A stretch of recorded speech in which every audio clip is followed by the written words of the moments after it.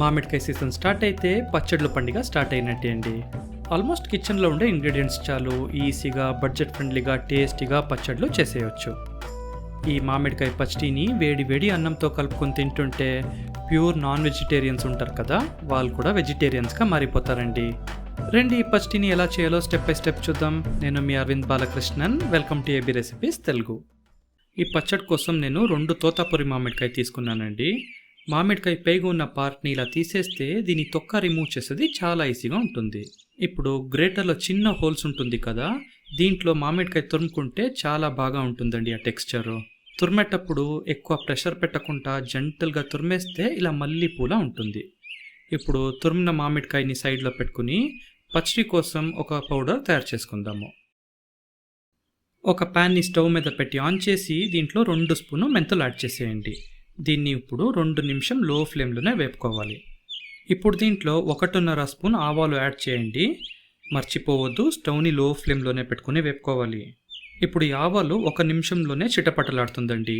ఈ టైంలోనే మనం స్టవ్ని ఆఫ్ చేసేయచ్చు. ఇప్పుడు ఇది చల్లారిన తర్వాత దీన్ని ఒక రోల్లో వేసుకుని నిదానంగా దంచుకోండి. ఇది అస్సలు పౌడర్గా కాకుండా కొంచెం పెద్దగానే దంచుకోవాలి అన్నమాట. రోలు లేకపోతే ఏంటి ప్రాబ్లం లేదండి, మిక్సీలోనే పౌడర్ చేసేయచ్చు. కానీ ఫైన్ పౌడర్గా మాత్రం అస్సలు వద్దండి. చూసారు కదా, ఇలా ఉండాలి. ఇప్పుడు పచ్చడి ఎలా చేయాలో చూద్దామండి. ప్యాన్ని స్టవ్ మీద పెట్టి దీంట్లో 10 స్పూన్ ఆయిల్ యాడ్ చేసేయండి. ఎంఎల్ కొలతని చూస్తే 50 ml ఉండొచ్చు. ఇప్పుడు దీంట్లో 2 స్పూన్ ఫుల్గా కాశ్మీరీ కారం పొడి యాడ్ చేసి దాని పచ్చి స్మెల్ పోయే వరకు లో ఫ్లేమ్లోనే వేపుకోండి. ఈ టైంలో మనం తురుముకున్న మామిడికాయని వేసుకుని 5 మినిట్స్ లో ఫ్లేమ్లోనే వేపుకోండి. మీకు కారం ఎక్కువగా ఉండాలంటే కాశ్మీరీ కారం పొడి బదులు స్పైసీ ఎక్కువగా ఉండే కారం పొడి వాడేయచ్చండి. కానీ పచ్చడికి కాశ్మీరీ కారం పొడి వాడితే సటిల్ కారంతో మంచి ఎర్ర రంగుతో కలర్ఫుల్గా ఉంటుంది.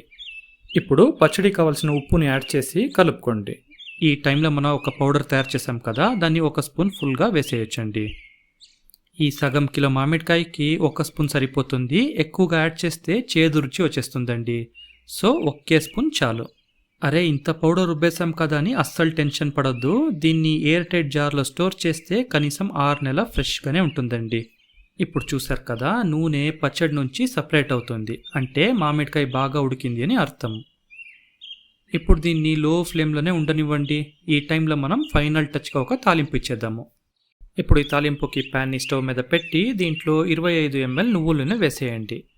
పచ్చడి తాలింపుకి నువ్వుల నూనె మస్తుగా ఉంటుందండి.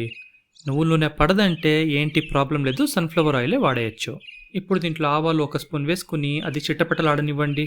దీంట్లో 10 దంచిన వెల్లుల్లిని యాడ్ చేసి దాని పచ్చి స్మెల్ పోయే వరకు వేపుకోండి.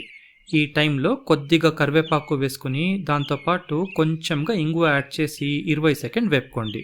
ఇప్పుడు స్టవ్ని ఆఫ్ చేసి తాలింపుని పచ్చడిలో పోసేయండి. ఇప్పుడు పచ్చడిని లో ఫ్లేమ్లో ఒక 30 సెకండ్స్ వేపుకుంటే ఆ తాలింపులో ఉండే నువ్వుల నూనె ప్లస్ పచ్చడి మిక్స్ అయ్యి గమ్మని పరిమళం వస్తుందండి. ఈ టైంలో స్టవ్ని ఆఫ్ చేస్తే మన మామిడికాయ పచ్చడి రెడీ. అంతేనండి, అసలు ఏంటి కాంప్లికేషన్స్ లేవు.